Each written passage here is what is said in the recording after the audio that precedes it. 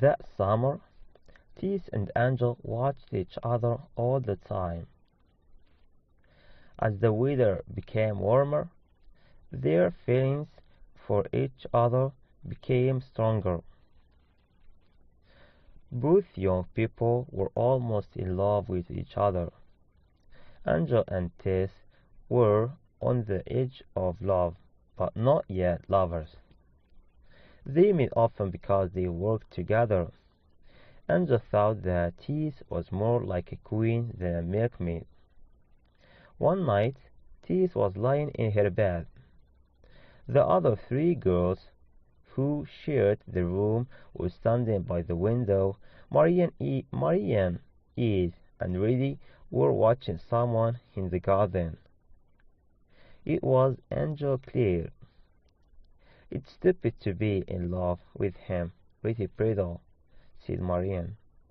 "He's thinking about somebody else." "Oh, but I would marry him tomorrow." "So would I," cried Eve Hewett. "And me," said Reddy. "But no one of us will marry Angel Clare.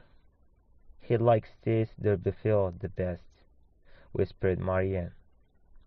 "I have watched him every day, and it's true, he only looks at her." They thought about this for several minutes, then Ishud spoke again. "This is foolish. He won't marry Tess, or any of us. We are simple country girls. He is the son of a gentleman." They watched Angel for a few more minutes.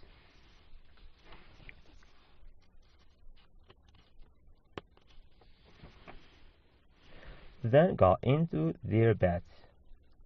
Marianne was soon asleep and dreaming, but Eve lay awake for a long time. She was thinking about Angel, and Reddy Brittle cried until she fell asleep.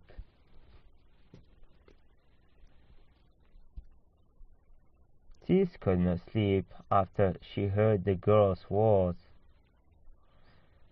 She knew that Angel Clare liked her more than the other girls.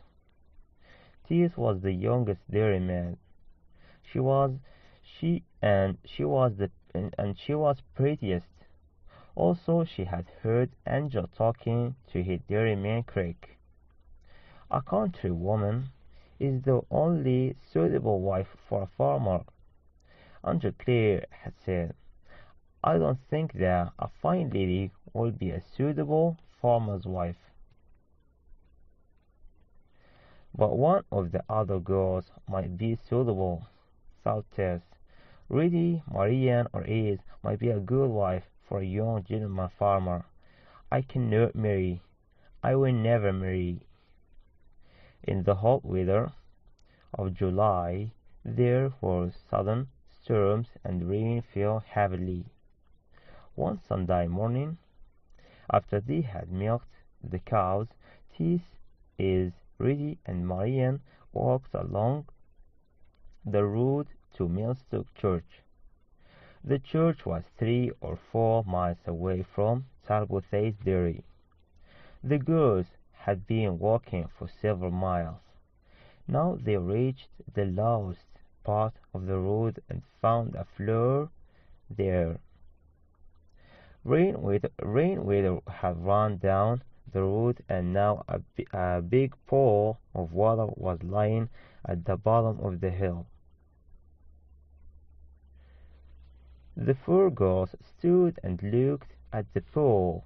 They could not walk through the water. They were wearing their best white stockings and thin shoes. Suddenly Angel Clare came round a bend in the road in front of them. He walked through the pool in his long boots, and came towards the girls. "Are you trying to get to the church?" he asked. "I will carry each of you over the water. Marianne, I will carry you first. Put your arms around my shoulder." "Marianne, I will carry you first. Put your arms around my shoulders." He lifted Marianne into his arms, and carried her across the water. Then he came back for ease. After he had taken ease,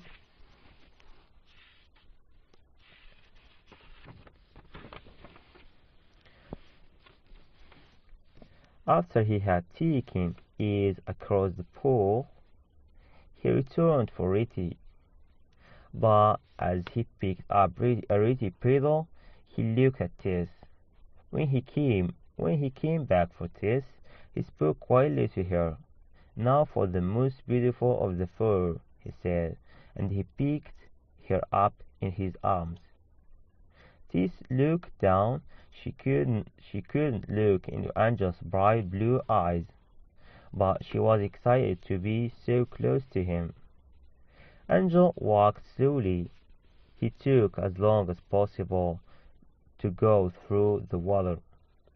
At last he put her down on dry ground at the other side of the flood. Tess's friends were watching, and she knew that they had been talking about her. Angel quickly said goodbye and hurried back along the flooded road. The flooded road.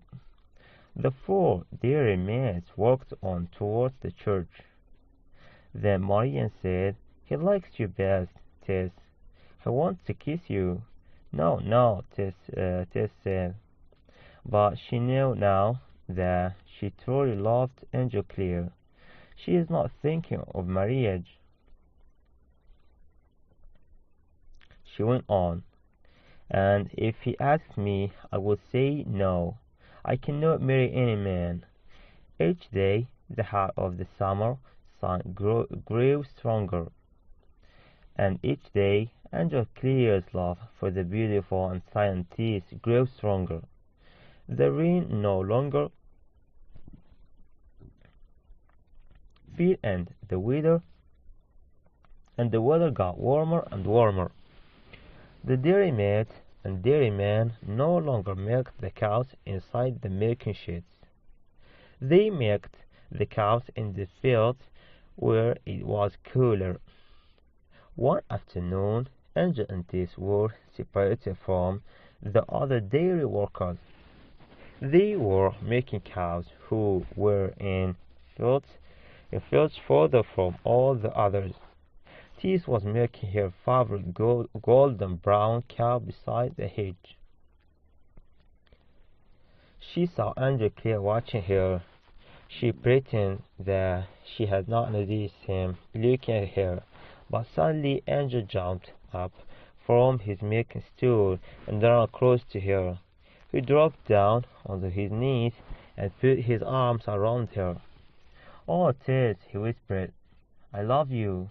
Tess tried to move away, and her eyes filled with tears. Why are you crying, my darling?" he asked. "Oh, I don't know," she said. "Well, now, you know how I feel," said Angel. "I love you dearly and truly, but I will not say or do any more at this time. I have surprised you, and I have surprised myself." Angel let Tess go, and each of them went back to their work. Nobody had seen Angel hold Tess in his arms, but from that moment their lives were changed forever. That evening, Angel went and sat in the gate of the dairy yard to think. In less than 6 months he would be leaving Talbothays. Then, after working for a short time on some other farms, he would be ready to start work on his own farm. His wife, a farmer's wife, should be someone who understood farming. Andrew decided to go and talk to his family, so he left the dairy the next morning and rode to Eminster. When he reached the church at Eminster, Andrew stopped his horse. There was a group of girls outside the church, and Angel knew one of them. She was Mercy Chant, the daughter of his father's good friend. Angel's parents hoped that one day Angel would marry Mercy, but Angel could only think about Tess. Angel's family were having breakfast when he arrived at the house. His parents and his two brothers jumped from their chairs and welcomed him. Angel was pleased to see them all, but he didn't feel part of the family anymore. He was more comfortable when he was with his friends on the farm. After breakfast, Angel went for a walk with his brothers. Felix only talked about the church, and Cuthbert only spoke about Cambridge University. Both of the brothers thought that farming was not a job for a gentleman. That evening, Angel spoke to his father. "What kind of wife do you think is best for a farmer?" he asked. "The best wife is a good Christian woman," Reverend Clare answered. "It is also important that a farmer's wife can milk cows and understand how to look after animals," said Angel. "Yes, well, of course," said his father, "but you couldn't find a better and more truly Christian woman than Mercy Chant." "Yes, yes, Mercy is a good woman," said Angel, "but I have met someone else, and she will be a good farmer's wife." "Is she like Mercy?" asked Reverend Clare. "Is she from a good family?" "She is not what we call a lady," said Angel. "I am sure that her family are simple people, but she is a lady in every other way. She is a good Christian woman, and she goes to church almost every Sunday. She is also honest, innocent, and very beautiful." His parents agreed that this was good, but they told Angel not to do anything in a hurry. He must think carefully first. In the morning, Angel left Eminster and started his journey back to Talbothays. His father rode some of the way with him. Reverend Clare talked about the church and the village. Then he spoke about a young man named d'Urberville who lived in Trantridge. "Is he one of the members of the old d'Urberville family from Kingsburg?" asked Angel. "No, no, this is a new family who took the name. Their names used to be Stoke. The mother is blind widow, and the son is a most unpleasant young woman." "And the son is a most unpleasant young man." Soon after saying this, Reverend Clare returned home, and Angel rode on to Talbothays. It was afternoon when he arrived at the dairy. Everything was quiet. The workers were sleeping, because the dairyman and woman had to get up so early in the mornings. They usually slept for a few hours in the afternoons. Angel fed his horse.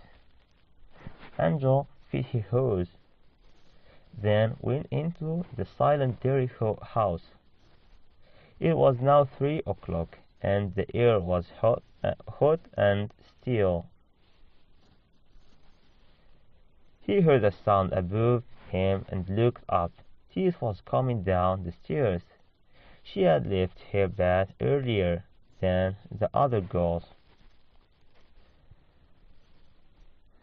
She was going to the dairy room to make butter and cheese from the milk.